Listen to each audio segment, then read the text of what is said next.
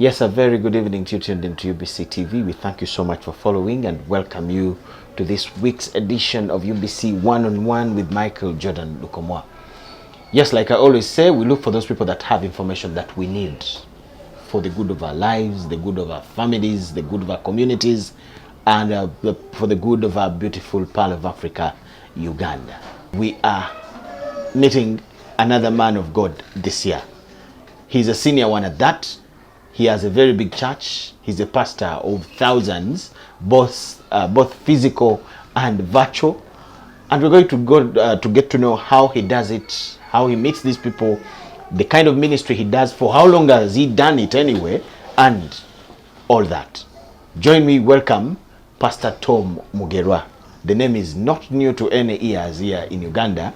He's the man we have on the show this evening. Pastor, we are so glad to have you on UBC TV. Nice. Oli otya obulamu bugamba ki? Obulamu bulungi ssebo. Mukama atukumye bulungi. Okay. Pastor Tom Mugerwa yani? Pastor Tom Mugerwa yani, omanyifu abasajja ba Katonda, especially me, seetaaga kumanyika nnyo wabula gwempeereza kasita amanyika kiba kimala. Naye ndi muweereza wa Mukama Katonda, servant of God, mpeereza nga ndeeta abantu bangi gyali. That is gwe mulimu omukulu Katonda gwe yankwasa okukyusa abantu bangi baleeta gyali. Okay. Nga bw'olaba Sitaani naye bw'akozesa abantu bangi, akozesa abalogo, akozesa abasamizi okuleeta abantu kusaidie. Naye naffe Katonda atukozesa okuleeta abantu bangi ewa Katonda. When do you start ministry? Emyaka mingi katungenda myaka gisuka mu 3 mpeereza Mukama Katonda era Mukama akoze omulimu munene gw'amaanyi kubanga nze nsitiikinga ku kkolo yange. Mukama yampita kukyusa abantu bakutwala gyali. Teyaŋŋamba banenya oba bakolokota oba nti lwaki mukola kino. Kubanga sometimes ebiseera ebisinga I may say nti people are doing things they don't want to do. Okay. Omuntu anywa walagi aba tayagala kufa, aba anoonya kusanyuka, naye so blinded nti alowooza nti kyakola kyekijjemuwa emirembe. Kakati no gwe mulimu nga wange nemuga nti munnange, what you are doing is the way of death. Ogenda kufa. Okay. Ekkubo eddamu lyerino. Kati nemulaga nti nekkubo lyeddamu era gwe tosobola kuva mu kkubo eryo by yourself. Ne bw'okkiriza Yesu Kristo n'ayingira mu bulamu akukyusa n'akuwa amaanyi okwabandoninga ebintu ebyo n'ojja eno ewa Katonda n'akolamu omulimu omulungi. We hear different stories from different pastors and men that serve God. In your case, watandika otya? Somebody will tell you nali mu buliri Mukama nampita nangamba genda okole bwoti. Another one will tell you nali mu dduuka eddoboozi ne liŋŋamba kino kiveeko genda otandika okumpeereza bwoti. Okay. With your case, what is the story? The story yange nali bweru, nali London, nali ngenze kukola kyeyo, nali nakakolako emyezi 6 nenfuna call. It came in the form of a dream. Ng'eddoboozi liŋŋamba nti Tom, ddayo genda onzimbire eggye erinaalwana ne Sitaani biseera bino eby'enkomerero. Erinaalwana ne Sitaani kulaba nga abantu bava mu njegere za Sitaani okudda eri Mukama Katonda. Okay. Era olujegere olusooka, the first bondage is the mind. Endowooza y'omuntu ye bondage esinga. Abasinga obungi baagala nnyo okuva mu bondage z'obwavu, ez'endwadde, eza every kind of infirmity. Naye olujegere olusookera ddala Mukama Katonda lwe yaŋŋamba is the character, endowooza y'omuntu. Kagamba endowooza y'omuntu, I may say nti your mind can make you live longer, your mind can shorten your years. Okay. People are going to prison because of their mind. So how do you start? You're in London, Yes. The dream comes, you translated it into what you really had to do. So did Kakati you got onto the plane the next day? I obeyed. Those were so clear. I obeyed. Nengonde masuka mukama Katonda nenzija nga simanyi wentandikira nenzija nembera nga nkyali nga believer nga bweninda Katonda. Oh my God, alina timing ye. Sapapa nemanya nti Katonda ngambye kuddayo naye waliwo time ye wanaatandikira. Nengenda nembeera ku Miracle Center nga believer. Then nga bwe tusaba n'okusaba awaka mpola mpola nga tusaba awaka n'abantu nga bajje bakuŋŋaana kakati eventually olwokubanga Katonda aba amaze okuteekako bwakugamba nti genda otandike ekintu kino era n'ability gye tuyita anointing agikuwa supernatural ability amaanyi aganasobola okukola ekintu ekyo era abantu beyongera okujja then eventually it becomes a fellowship up to now. I'm looking at you were working in London 6 months down the road. Yes. This is when this comes. So you drop the work you were doing. Yes. Flew back to Uganda. How were you surviving? Because you had no job back in Uganda. Okay. You left the job in England. Wabeerawo otyangu kumiwe kati era ekyo ekibuuzo kikulu nnyo kugamba Katonda bwakugamba nga bwolaba Musa yali alunda ndiga. He was earning a lot of money. Prophet Moses yali alunda ndiga. Mukama n'amugamba genda osumule abaana ba Isirayiri okubajja mu bondage y'e Misiri. Era bwe yamugamba n'amuwa ne provision. Kati Katonda kyakwagaza is to obey. Kugamba ekintu kya Katonda kiyinza okutandika ne suffering naye eventually kivaamu amakulu. So did you suffer the first days? Yes, long I had no job. Nali mbeerawo nga sirina kyenkola nkola buntuntu kulima kukola kibwebuto butono nnyo. Kasita abaana nabalimiriranga emmere ne balya naffe ne tulya kubanga already nali nina ennyumba nga sipangisa. Nengenda mu maaso bwenti naye eventually. How long did that take you? Embeera egyo nalimu. It took like almost 5 years nga nzeeyo downwards. Naye olwokuba nali nzeeko n'obusente butonotono obwo nabo bannyambako kola obuntu butono ate ekyannyamba ne omukyala wange n'afuna omulimu ye ng'asobola okukola nga nze mpeereza Mukama Katonda. Didn't you have any regrets? Because I'm imagining somebody dropping a job in the UK where thousands admire to go and work. Yes. You drop that job to become jobless in Kampala as you wait for God. Did you regret? I can't. Nga sisobola ku regretting. Even when you suffer? Kubanga kankubuulye mukwano gwa nti okujeema ate ye regret esingira ddala bunene. Mwomanyira dda nti Katonda ayogedde naawe ate gwe n'osalawo n'ojeema. Bw'ojeema osooka n'ofuna ebirungi. At the end you suffer permanently. Bw'ogonda osooka n'obonaabona naye ate olaba omukisa permanently. So choice eba yo. Yesu yagonda bamugamba jangu ofe ku musalaba. He had to suffer. Naye bwe yagonda kati ye kabaka w'abakabaka na prospering. So abantu abamu ekibagaana okugonda kubanga abatalaba mu maaso Katonda kyagenda kukola. Naye Katonda is of timing. Amanyi time ye asobola okukolera ddala specifically waliwo okuwaayiza Katonda si yaŋŋambye. Naye Katonda bw'omanya nti Katonda yagambye ng'owulidde eddoboozi lye tayise muntu naye nga yennyini yazze n'ayogera kubanga eddoboozi lyayogera nange nga ndi mu kirooto ne manya nti whatever case Katonda ajja kukola era n'asobola okukola.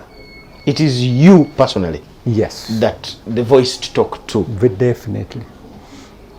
I'm looking at the family, the wife and the children suffering because of your dream for 5 years. Kakati kankuzeeko emabega nti bwe nawulira eddoboozi eryo nange nasooka neetya neŋŋaana kati bwe nagaana okujja fe emaaso neŋŋamba sijja kgenda siyinza kuddayo kubonaabona kuba nali kuno nga mbonaabona nnyo akati nesooka neŋŋaana akati neefuna obulwadde terrible disease ate London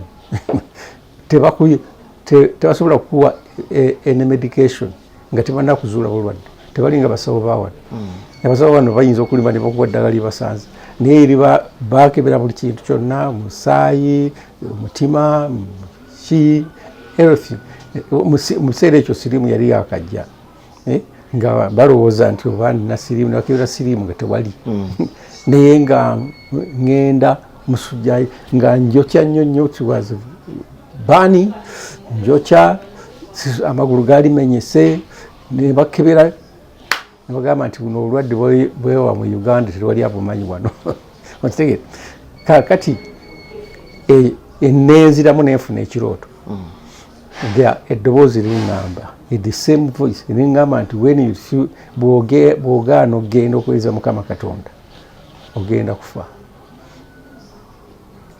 okitegeera then era nzijeka mu kirooto ekyo nga sina kivaamu nenenya mu maaso gamwe nga Mukama Katonda forgive me I will go olwagoloka bwenti yali tatambula nga sobola nakutambula I was admitted in the bed mu ddwaliro nga bali kumpi nakukola ki kunsiibula nga sitebalina kyakola olwamala okulota ekirooto ekyo nensubmitinga nenva ku kitanda nentambula era dokita nanewuunya nti kiki nemugamba nti I'm feeling all right nga siinawo kannuma konna that's very late in the morning kwegamba njagala nkulage nti God is not ceremonial, God is practical and is real. Omanya abasinga obungi tumulabanga mikolo bukolo naye is practical and real. Right? So that's when you started planning? Naye true. Era bwe planninga ne ngamba naye bali relatives bange ebweru ne bagamba bannange I'm coming back. Kati bo ne bagamba no, otera okubanga ogudde eddalu ndowooza olina mental case. Ne bagamba no, I don't have any mental case. Nzirayo kugamba nga tebakitegeera era nekwata tiketi nensala kubanga tiketi yali expiring nze nensala tiketi nekoma museera ebyo nanka yali nanyangu nnyo nga tetwetaaga visa twagifunanga ku kisaawe nga tebagana nakugaana okuyingira London was very very easy late 80s awo. So you would be among the richest in Kuba Cheyos by now. Ate eringa museera ebyo nga waliwo scandals wano mu Uganda nyingi nga abantu bagenda ngeri ne balimbalimbanga ne babawa amayumba ga bwereere ne babawa nga tukayita kamwanyi nga bakuwa allowance in the weekend refugee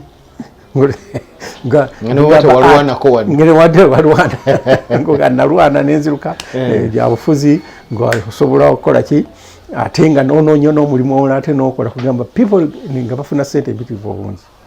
So you come back to Uganda. You first wabudama ku Miracle Center as a believer, an ordinary believer. Yes. Now 5 years down the road with no job, doing simple things to survive. Yes. I'm looking at a family, children and the wife who were looking up to you. You have dropped a very good job in the UK, coming here to look at them. Ate ekyomukiso omulungi nti mukyala wange was born again nga bitegeera bulungi rawo namunnyonnyola ya feeling very happy maga nti to obey God ne tubeerawo for those 5 years Katonda atukuuma tugenda nga atuukiriza okwagala kwe era ne tulaba nga when you stick to your call nesikivaamu omanyi kati nyinza okulaba nga Katonda naayita omuntu okuyimba gospel music. Yes. Naye n'alaba nti oba tebijja kufuna bulungi n'abyebukako n'agenda akola ebirala. Sing some love songs. Anointing nawuza nti ejja mugoberera nemuvaako neyesanga ng'ebintu bifudde naye when you stick to your call Katonda akola. How do you know that this is what God called me to do? How do you tell? Because we do so many things. Yes. How do you tell that now my calling is this? God is a spirit. Katonda mwoyo is invisible. And naffe tuli myoyo. We are spiritual beings. The only difference, we are fixed in the physical body. Netwerabira nti we are spirits. Kati the spirit talks to the spirit. Right? Yes. Kati when you surrender your spirit to God, he will talk to you. Nga Sitaani bw'asobola okwogera n'omuntu owuwe. Abo abasami they are not themselves. Waliwo emyoyo egyogera nabo ne gibagamba genda okole kino gekola kino okola kino. Right? Kakati owaffe kinagambye nti owaffe mutawana buliwo nti tumufuula ceremonial. Tayogera tawulira wabula ogenda bugenzi kuyimba mu kanisa n'okomawo eka ne weebaka. You don't communicate with your God at all. Whereas the witch doctors, they communicate with their gods. Bo boogeraganyire Katonda wa. Lubaali yaŋŋambye bw'ati. Emizimu gyaŋŋambye bwe giti. Gyaŋŋambye genda osamire. Gyaŋŋambye genda okole bw'oti. Naye awo kaana ffe ne tufuula Katonda waffe ddamu. Tayogera tawulira. So how do we get to notice that God called me to be on TV? What are the signs? How do I get to know? How do I get to hear his voice pointing at that? Yes. Kakati Mukama ajja n'ayogera naawe mu ddoboozi n'owulira eddoboozi lye. And you can discern it. N'omanya nti Katonda ayogera nange. Nga bw'olaba omuntu agenda okwenda waliwo eddoboozi ly'awulira mu ye. Tamulaga ati fuka butuzi bw'ati. Awulira eddoboozi limugamba nti genda akawala ako, genda okakwane, genda obeere nako. Kakati eddoboozi eryo Mukama Katonda aligamba nti akati tandika radio. I'm talking about now an individual watching you, myself, him or anyone. If God is calling someone, how can this person know that God is telling me to do this? Yes. Kakati ekisooka obukulu oteekwa okubanga Bayibuli egamba nti ababiri tebayinza kutambula wamu okuggyako nga bakwatagana. Oteekwa okubanga okwatagana ne Mukama Katonda to talk to you. Okay. Ekisooka nti osooka n'omukkiriza n'ayingira mu bulamu bwo. N'akozaamu Sitaani yenna n'amaloboozi ge. Obanga ye tajja kwogera nga ne Sitaani akyayogera. Sure. Then bw'ayingira mu bulamu bwo n'atandika okwogera naawe. You open your... Omanyi tulina amatu gano gali physical. And these physical ears were made to hear physical things only. Okay. Gano tegasobola kuwulira spiritual voices at all. Naye gali ag'omunda Sitaani yagaziba. Kati omuntu abeera tawulira. Awulira bino byokka byebweru. Naye when he enters you, he open your spiritual ears. N'otandika okuwulira okuva eri Mukama Katonda. Sitaani yatuziba amatu gali ag'omwoyo. N'abanga yekka yayogera. Era teri muntu yalaga nti Sitaani ayogera atya. Teri abuuza. Babuuza Katonda ayogera atya. Kubanga Sitaani bamanyi nti bw'ayogera. Era Sitaani yankemye ne ngenda n'enziba. Omubbi bamukwata munnange ensasi Sitaani yankemye. N'ombuuza yakemye atya. Eddoboozi yaŋŋambye genda okole kino. Naye bw'etuuka ewa Katonda nti Katonda tamanyi bw'ayogera. So Katonda tayogera na mutima mukyafu. You need to be cleansed by the blood of Jesus Christ. Then noita omwoyo wa Mukama Katonda ayingira n'agopeninga ears n'atandika okwogera naawe. N'akudirectinga. So you come, when do you open Moto on the Christian Fellowship specifically? In 1990. 1990. I must have been in baby class or first class. Definitely 90. How easy or difficult was it to become what you see? It was very difficult. To say the situation was very bad. Income nga tewali, ebintu byonna ebyenfuna nga bizibu, abantu baali bakava mu ntalo. Naye on scratch. Era kyenaga nze I am very hard working. Nga nkwata enkumbi ne ngenda ne nnima abaana bange ne balya naffe nesobola okulya nenkolakolayo obulimu obutonotono awo casual labours obutonotono nosiika mandaazi kabalagala edde mukyala wange eventually ye yafuna omulimu nga could survive tuuka lwe twasobola genda nga tukulaakulana tusobola okubeera nga Katonda atuprovidinga. How about the church itself? Because church calls, how do you start the church then? It calls for mizindalo, putting up shelter for people to congregate. Yes. The poor you then, how did you manage? Twali na mizindalo to start. Twali nga twogeza kamwa kokka, twatandikira mu nnyumba nga twogera nakamwa kakati abakiza ne beesonda nga tumaze okuwera ne tufuluma bweru ne tukubawo ekibaawo era nga tukyayogeza mimwa ne twamala ne abakiza era ne beesonda. People we are so eager okuweereza Mukama Katonda nga balaba Katonda byakola ne beesonda ne bagula emizindaalo tonotono tugenda nga tugaziwa paka twafuna emizindaalo egy'amaanyi. Okay. Many people look at church as today. People starting churches are looked at as people starting business. Have you thought like that also? No. Do you think everybody that starts a church today is on the same theme like you, the same target like you? I don't know so much about that. Naye waliwo abantu nze bemanyi nga batandika kanisa through call nga bayitiddwa. Okay. Naye mpulira abamu bakikola nga banoonya business abo bojje bali omanyi babeerawo Katonda ne Sitaani najja ne yenyigawo awo mpola. You are running a ministry here in Mutundwe. Yes. How are you managing yourself? How do you do things to have your name all over the country that we can even look for you? Akati ekibuuzo ekyo njagala kukiddamu nti teba looking for me naye baagala ekigambo kya Mukama Katonda ekifulumamu kibanoonya kugamba abantu. You're not the only one. Yes. Preaching that chigambo cha Mukama. It is all over this town. There is a difference. Actually, there could be over 10 churches around Mutundwe alone. Thank you.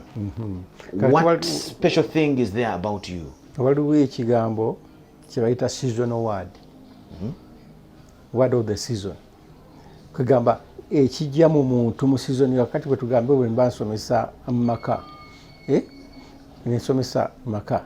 Kakati waliwo ebintu ebiri current ebigenda mu maaso. Katonda n'akubikkula n'akumanya nti akati ekigenda mu maka is spirit of fornication. Omuzimu guyingidde mu bwenzi. Omuzimu gw'obwenzi guyingidde mu maka mungi. Spirit of divorce, abantu baawukana. Kakati Katonda n'akuwa the corresponding message. What we call a touching message. It is season. Kugamba n'olaba nga omuntu osomesa ku kintu ekiriwo kiseera ekyo. That message is so much touching eri abantu kubanga amanyira ddala nti ekintu kino kisoboka okuvaawo, kisoboka okukyusibwa. Waliwo enjawulo wakati wakuwa ekigambo ekyedda Mukama n'agamba bw'ati, Luka n'agenda egindi, stories zebabika. Naye ebintu ebyo okubireeta relating them to the present. Oh, definitely. You call. So is your message a design by God, or it is your strategy? No, it is not my to keep your ministry. No, it is directed by God. Katonda nga bwe nagambye nti erimu ewa Sitaani ba witch doctors. Sitaani abawa revelation. Nabagamba nti this is this, kati mugende mukole bwe mutikola bwoti. Naffe Katonda akuwa revelation n'agamba nti kakati ekigenda mu maaso abantu baweddemu amaanyi. Like this time ebiseera bino abantu bangi baweddemu amaanyi to believe God. Balaba nga Katonda yabalekawo nga Katonda ataliyo olwabiro byonna ebigenda maaso, incurable diseases, what naye akati noleeta Katonda akuwa answer ya buli kintu ekyo. And people ne baddamu amaanyi, they are comforted, ne basobola okumanya nti Katonda ebintu bino abirimu, asobola otuyamba bwati ne bwati. Elsewhere, we hear of your colleagues, fellow pastors, in so much into a line of instant miracles. Oyagala visa, jangu, oyagala genda wa, jangu, things like that. You seem not to be in that line. Why? Don't you just wish people well? Or you just have a different strategy? I will insist on that. Okay. Akati nze njagala nkubuulire nti miracles n'abasawo betuyita abasawo Abaganda babikola. Okay? Which doctors do miracles. Ne bannabbi ab'obulimba bakola ebyamagero. Naye ewa Katonda zino nti byamagero okusooka. Ewa Katonda is relationship. Kati mukwano gwaye gwe owasa omukyala si lwa kubanga akwagalako bintu, omuwasa kubanga you have a relationship. Kati when you have a good relationship n'omukyala wo osobola omuwa byonna byayagala. Naye abantu abasinga obungi Katonda bagala mukuula bukuuzi. Tebamulina relationship, tebafaayo, basigala mu their own ways, sinful ways, naye kasita yaafuna ekyamagero. And miracles ebyamagero tugenda bireka wano ku nsi, naye relationship tugenda nayo mu ggulu, and that is our destination, heaven. Nolwekyo omuntu bw'afuna good relationship ne Katonda abikola.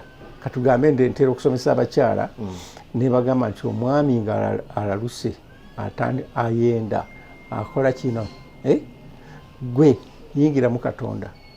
What is Katonda? Katonda is love. Love him unconditionally.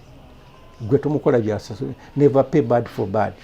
Gwe yingira mu Katonda, change your characters, mukole bulungi, mwagale, akomyewo kiro, atamidde, ava kwenda, okimanya ava kwenda, gwe mukole bulungi, mutwale munaaze. Omunya abakyala abamu love agiteekako ba baby, mufo kyo giteeka ku musajja. Musajja is the first baby awaka. Kati bw'ogaano bw'omunegerekitinga nga yafunayo akawala akalala ebweru akanaamu nasinga okusingako gwe. Kakati gwe n'ozanya paati n'omwagala n'okusinga abaana. Men automatically changes. Yes. Kakati omusajja bw'alaba ekyo, ekyo kyokka kimukyusa. So it's not about the miracle. No. Oyinza okuba kati how you do things at home. Kati omusalidde afunye sente, afunye ebigaga, naye nga there is no peace at home. Era abamu bajja wano nga baagala kwetta, naye nga bagagga balina emmotoka mukaaga waka, abaana bali international school, naye nga baagala kwetta. Because miracles tezikyusa mind ya muntu. Pastor, I'll come to that. Are you friends with your colleagues, fellow pastors in this town? I don't need to be friends with anyone. I want to be friends with God first. But are you friends with them? Yes, I have friends. I mean, fellow pastors, do you pick a lot of call them. How you Yes, a lot of them. How come you don't share ideas? That many of them are choking their followers? Trying sharing ideas ya muntu nga yalina kyasitikinzeeko. Isn't that selfishness if you don't share advice? It is not selfishness. Kakati omubuulira n'agamba nti no. Oyinza omubuulira n'agamba nti nedda guno omulembe gwakweyiiya. Abantu bwe bagamba nti ate bakyuse endowooza kati baneeyiiya batya. Olina kuyiiya n'oferaafera mpola mpola bwoti. Naye ng'ate ne Katonda alina amakubo ge agalikkiriya ng'asobola okuprovidinga omuntu nga tabbye, tafeze muntu, takoze eki. Okitegedde? N'olwekyo ekyo abantu kye banoonyi balowooza nti bw'okyusa mind ojja kubavuwala. Era waliwo enjogera egamba nti obuntu bulamu bufiiriza. Naye tusobola okubeera with a clear mind, ate Katonda n'aku open up doorways, good ways. Katugamba obadde okola by'amasannyalaze ng'obba. Let me give you an example. Yes. Obba abantu obafera obaguza wayo enfu obalimba nti ate mbuze sente zino nga tozoguze nowooza nti awo ojja ogaggawalira naye ate oyinza okukola amazima Katonda nakuteekako favor nakuwa abantu ne bakulemerawo. Pastor, this blame will come to you, senior pastors, yes, senior leaders in faith who are doing the right thing and don't take time to guide others following you who are veering from the right path. And we right too. Not at all. To blame you and look at you as selfish. Not at Those all. of you who are doing the right thing. Kakati no kanvuli ne government ina ebintu byegamba abantu bagano bikola. Nga bo baagala kola kirala. Ne bagamba nti bannaye mukole we muti kakati nga olugema. Abantu bagee bane mugeme muone covid abala baganye. Badduka buti bakwata lwampaka. So you cannot force a horse okunywa amazzi. Okitwala ku luzzi naye toyinza giforcinga kunywa. Kakati nange abantu mbabuulira naye when they refuse siina maanyi gasobola baga nti kino kyekituufu naye nga nze mbabuulira.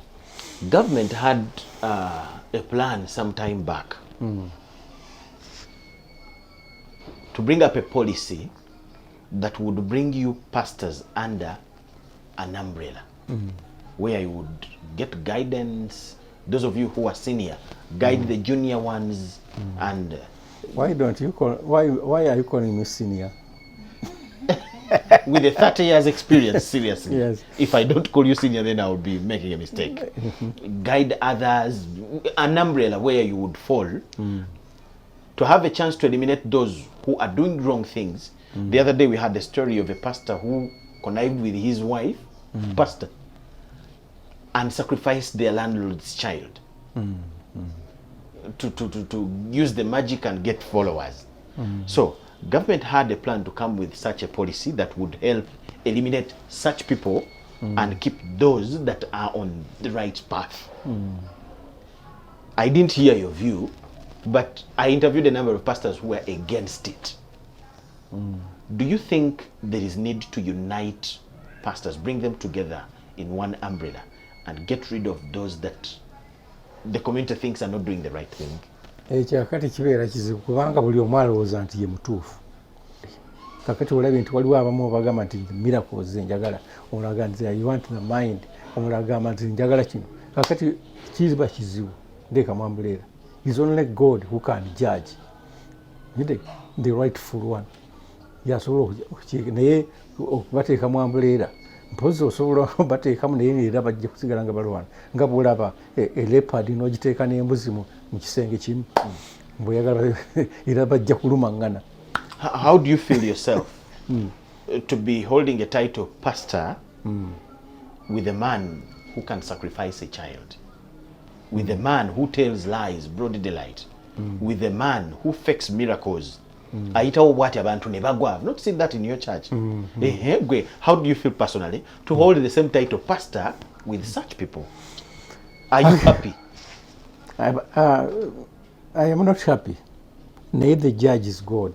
Kubanga yeye ayogera n'agamba nti bangi abalijja ne bagamba twakolanga ebyamagero twawonyanga abalwadde ne bagamba muve wendi mwabakola ebitali bya butuukirivu.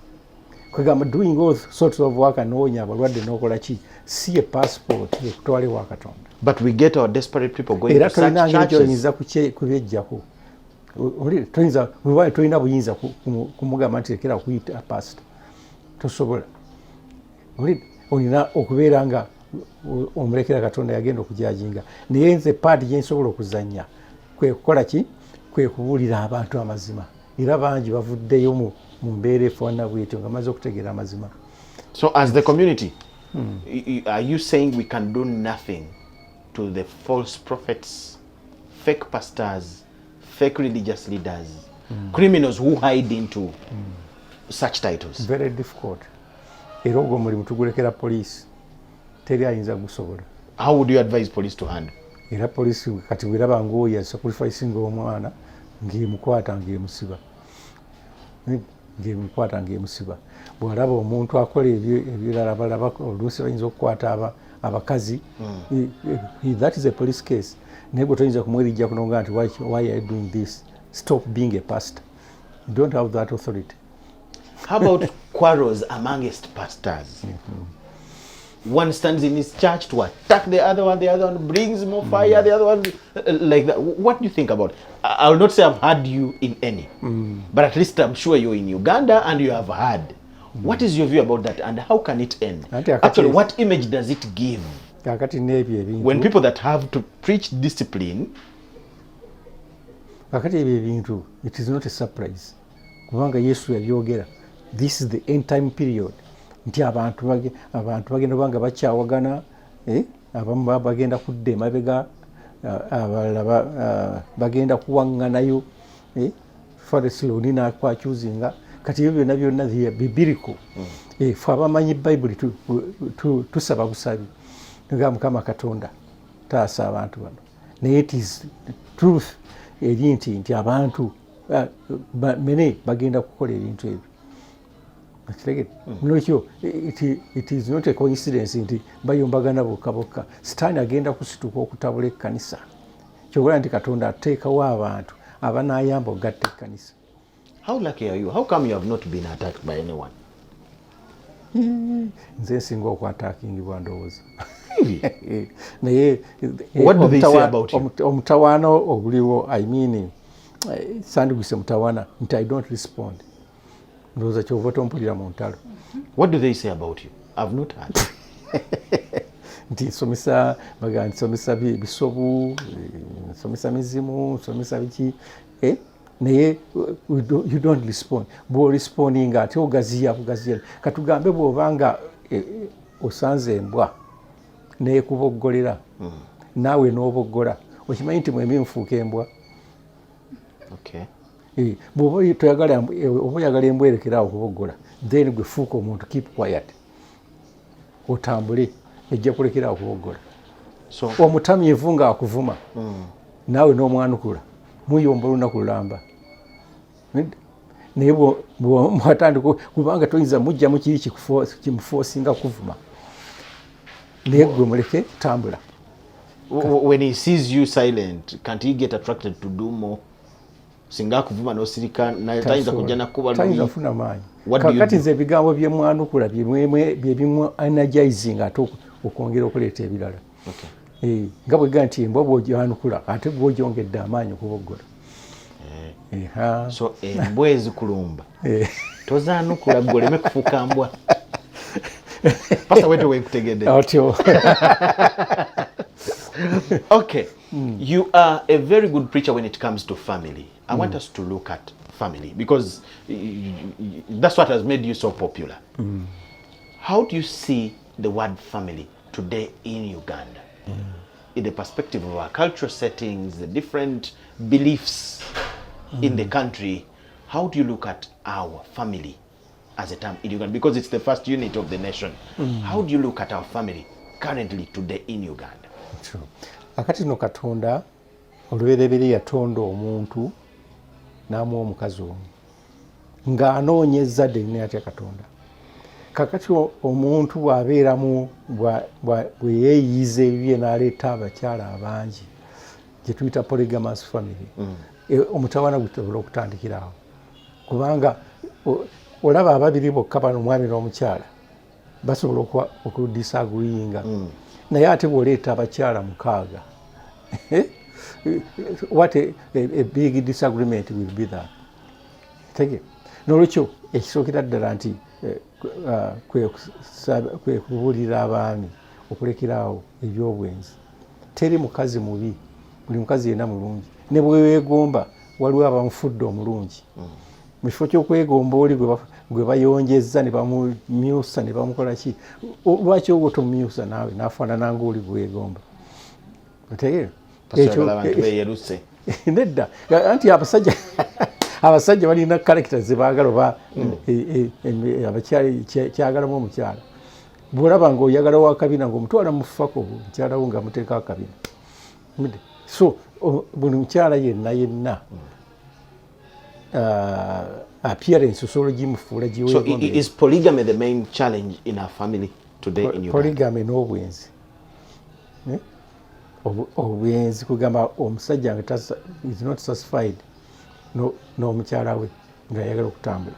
kakati omutawana guliwe kuti abasajja abasinga it can be genetic nga kiva mabega nga family yonna erimu obuwenzi bungi kakati awo deliverance mwejjira tugamba munange kakati Yesu kiza Yesu akusumulemu ekintu kino kubanga toyinza kukyejjamu anything which is genetic kizibu nnyo okuva mu muntu naturally oba medically tekisoboka ne tumusumula abakyala ne tubabuulira nabo ayinza okuba ne genetic anger ng'avaako waya ne maama we bwe yali ne jjajjaawe kakati awo nawe tumugamba nti mwana gwe Katonda ayagala kwawule ku uniformity eyo to deliver you from that uniformity ofune mind of Jesus Christ eyokwagala ekisa buwombeefu kakati Yesu bw'ayingira wakati maka ng'aleeta oneness. Okay.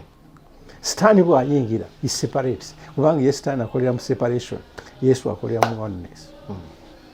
Akati amakaawe tugatandikira wabaawo ekintu ekimu ng'omuntu osobola omubuulirira n'akyuka ne wabaawo omulala nga ne bw'olimubuulira cannot nga yeetaaga mu supernatural power ekintu ekyo muvaamu okitegeera sewa tugambe omunywi w'omwenge oyinza omubuulira n'abasondi bamugamba waliwo nze gye bantwala okusabira omusajja mugagga nnyo naye ng'anywa whisky ono w'ebbeeyi naye ng'abasawo baamugaana lekerawo ekibumba kyonoonese lekerawo wine naye nga tasobola nagamba the addiction was too high, very high. Bambuulidde abasawo buli muntu agaa tugenda naye nga tasobola kireka kati there supernatural power ejjira nti ekitasoboka mu buntu Katonda kyasobola ye character was yenagambye nti empisa Katonda zasooka okufaako okukyusibwa. So families should only allow God's presence in yes their home their lives first then their homes nayingira ne mu baana katolaba abaana bonna balaluse ennaku kubanga n'amaka galaluse omwami abamu balabira ku mwami byakola balabira ku maama byakola nabo ne balaluka. Kati omusajja balaba kitaabwe aleeta abakazi awaka balaba kitaabwe akola bino na bino n'abaana ne babononeka. What does the Bible teach about husband and wife separation, divorce, things like that? Bible etugamba God hates divorce. Era takyagalira ddala n'omuno ogumu.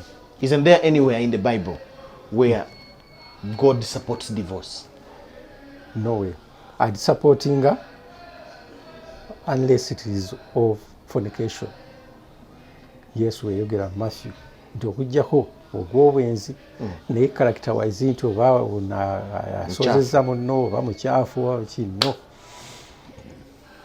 kubanga ye amanya nti ekintu ekirimu eky'obwenzi kyo kintu kinene nnyo kirimu okufa kirimu ebintu bingi nga Dawudi yatta omusajja lwa bwenzi ekyo kikulu naye ennaku zino olaba abantu badivorcinga bitaliimu kuyombagana nti ate sikyasobola kubeera noono ekyo yo Katonda kyayira ddala kubanga asobola okukyusa mayindi zammwe n'abaddamu ne mukwatagana mufo kyokugamba nti ono tetukwatagana ate nga zikyenjagala nsomese abafumbo nti bulimu abasajja especially nti buli mukazi aba neki ne character ye n'empisa ye ng'oyinza okugoba ono kubanga mukyafu ate n'oleeta omuyombi n'ogoba omuyombi n'oleeta omubbi n'akubba kugamba buli muntu yenna alina character ye unless we are perfected in Christ nga kujjako Yesu yakukyusizza buli muntu yenna alina weakness ye. Pastor, I'm sure you have had one wife. Yes. How do you get to know all the characters of women? Where do you get all the information that you teach about women? You know the women at Mizigo, you know what weaknesses of rich women, you know weaknesses of teachers, women who are teachers, you know. How do you get to know all that? Akati experience njifuna mu counseling. Abakyala bajja mu counseling bambuulira ebizibu byabwe abaami nabo ne bajja ne bambuulira ebizibu by'abakyala baabwe kagamba nemmanya ate plus ne Katonda ne naakuwa revelation of everything naye ate nze okusinga ennyo nakulira nnyo ku mizigo kubanga natandika kupangisa ku mizigo nendaba abakazi b'oku mizigo bye bakola ate nakulira nalaba nga abakyala bangi n'amaka mangi bye bakolanga. I'm not young, I'm very old. Okay. What if actually people say you may get to an extent where a man is almost killing the wife, the wife is almost killing the husband. You have heard of stories of women poisoning their husbands. You have heard of stories of men cutting their wives into pieces. Why shouldn't such a couple separate? Yes, we follow the Bible, but a situation where people have reached an extent of killing each other, would you still force them to keep together? Does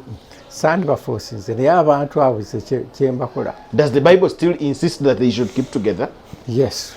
Bible egamba nti tebagamba mugamba nti musigale mwekka naye mu Petero Peter 1 Peter 3:1 something like that kukira wansi egamba nti ekulagira what to do negamba nti women submit your husband.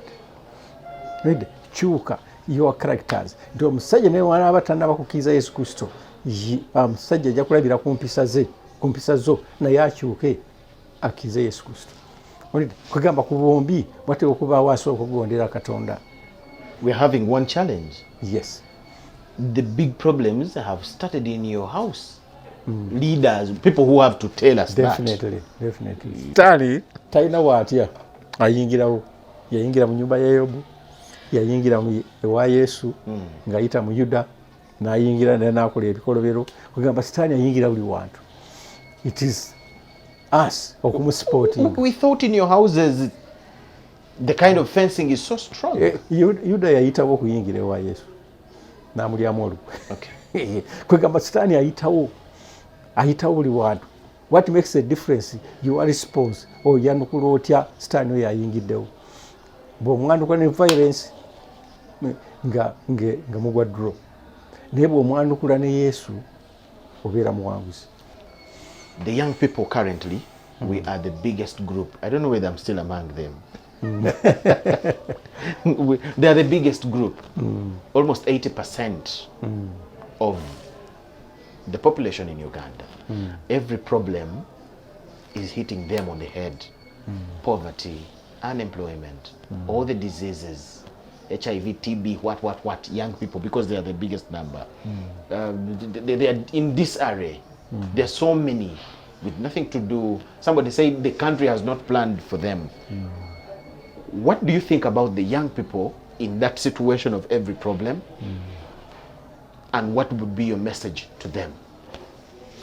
Nakati no nga bwe nagambye nti character matters. Omwana oyo afa abeera omuto between 20 and 30. Katonda bw'ajjewa Mukama Katonda asobola omuteeka mu mature heart.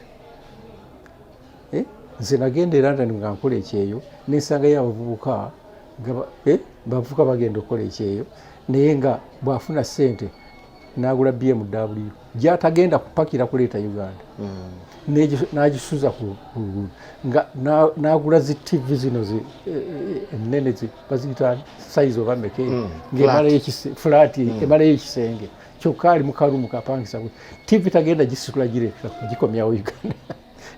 Kati bayita omwoyo omuto n'ofuna akasente ofunye akasente ku katono n'ogula gundi iPhone ya million 3.